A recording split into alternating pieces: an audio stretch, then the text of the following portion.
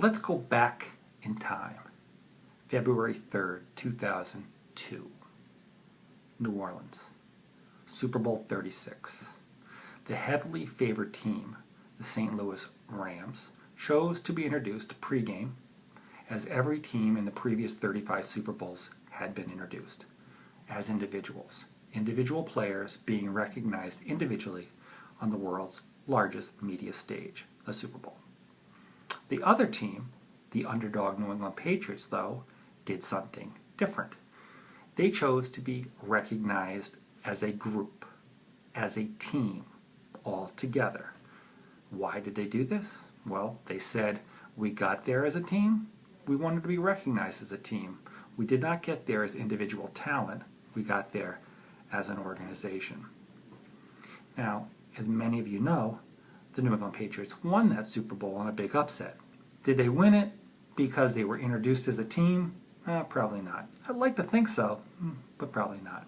But it is interesting that every team subsequently in every Super Bowl has chosen to be recognized and introduced as a team.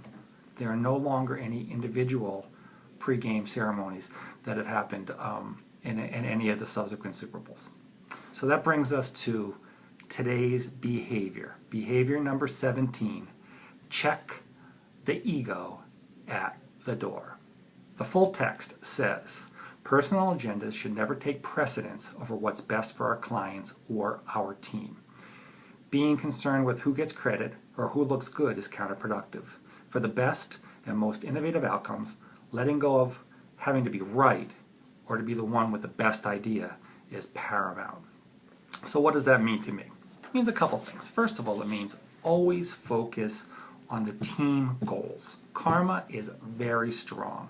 If the team wins, then we all win. So focusing on team goals is paramount. Second is contribution to the team comes from everywhere. Great ideas, killer solutions can come from any person in the organization. You don't want to stand in judgment. You don't want to flaunt your knowledge or your power.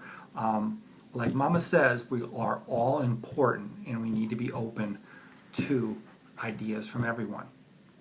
And lastly, it's really important to keep on learning and not to be afraid to try something new. A lot of times our ego wants to clutch at what we believe in and we feel really strongly about and what we've done before.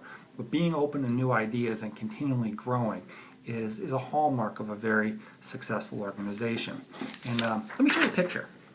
I don't know if you know who this person is right here, the guy with the racket, but that's Rafael Nadal. And Rafael Nadal is one of the greatest tennis players of all time. He has won 13 Grand Slams, Olympic gold medal, Davis Cup. He is a surefire Hall of Famer. And this picture was just taken a couple months ago. This guy over here, it's his coach. Rafael Nadal, super accomplished, still as a coach, because he's still trying to learn. He's still trying to grow. He is open to new ideas. Check the ego at the door. And have a great night.